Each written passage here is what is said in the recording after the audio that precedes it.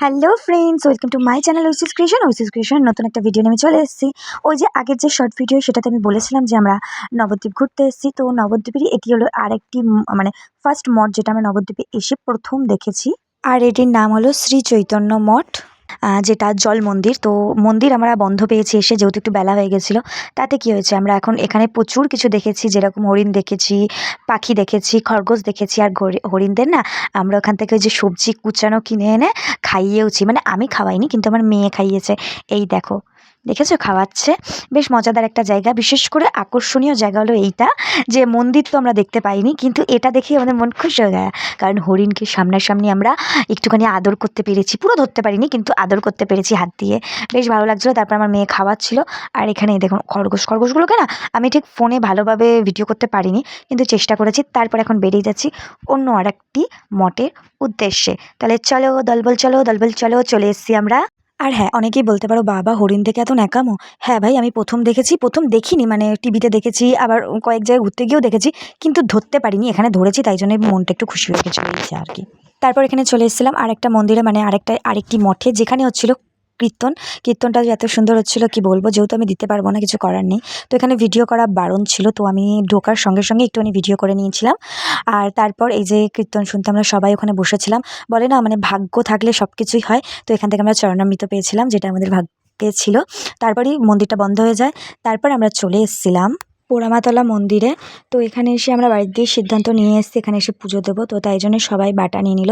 মানে সবাই না, আমাদের বাড়ির এক একজনের, যেরকম আমাদের ঘর থেকে দিয়েছে আমার হাজব্যান্ড, সেরকম কাকি শাশুড়ির ঘর থেকে দিয়েছে আমার দেওর, আমার বাপের বাড়ির দিক দিয়ে দিয়েছে আমার মা, ননদ, তারপর পিস শাশুড়ি, সবাই মিলে বাটা নিয়ে নিয়ে সবাই পুজো দিল। আর এই যে মায়ের মুখটা। আর তারপর এখানে চলে এসেছিলাম ধূপ দেখাতে। তো ওই যে পোড়ামাতলার যে গাছটা, যে গাছের জন্যেই এইখানের নাম পোড়ামাতলা। তো সেই গাছটাতে ঢিল বেঁধে, মানে মনের ইচ্ছা বলে ঢিল বাঁধলাম।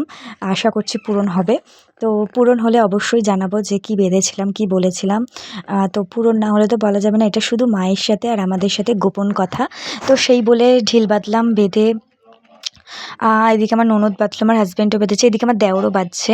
তো আমরা সবাই মিলে বাঁধলাম। আমার মাও এসছে। আমার মা কেন বাঁধছে জিজ্ঞাসা করিনি। যাই হোক, ইচ্ছা আছে কোনো মনের, তো সেই ইচ্ছাটাকে মাকে বলে বাঁধছে।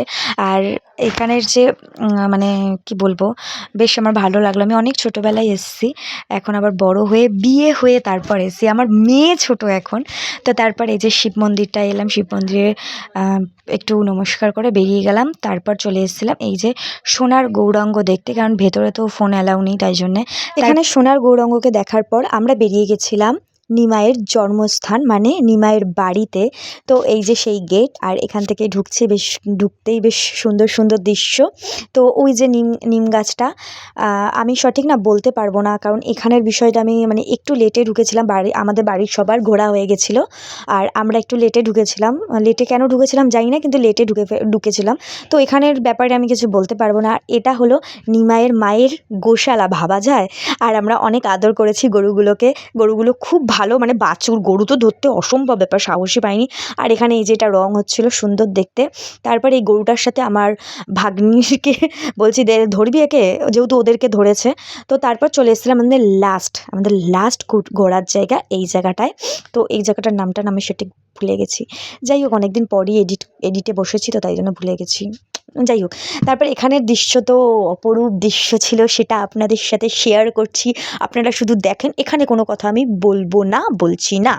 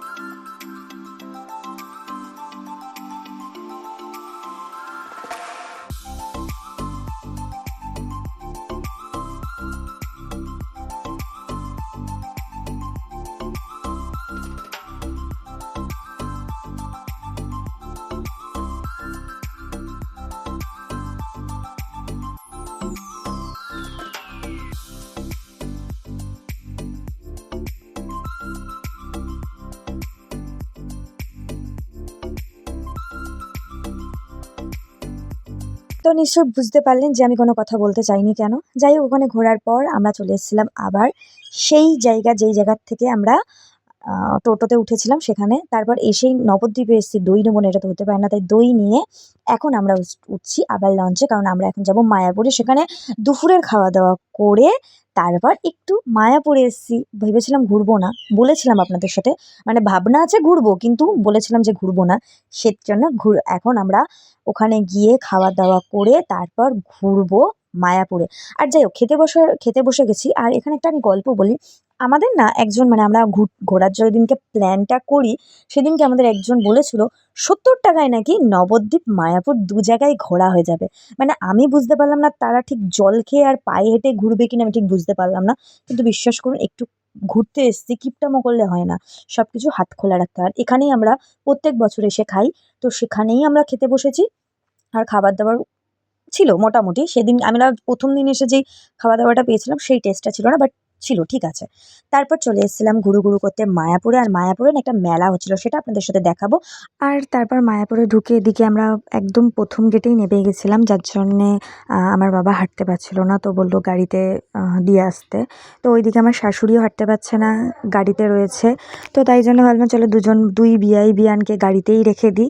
তো ২ বিয়াই বিয়ান না, ২ বিয়াই আর ১ বিয়ান গাড়িতেই রয়ে গেছিলো। আর আমরা বাদবাকি সবাই গেছিলাম ঘুরতে।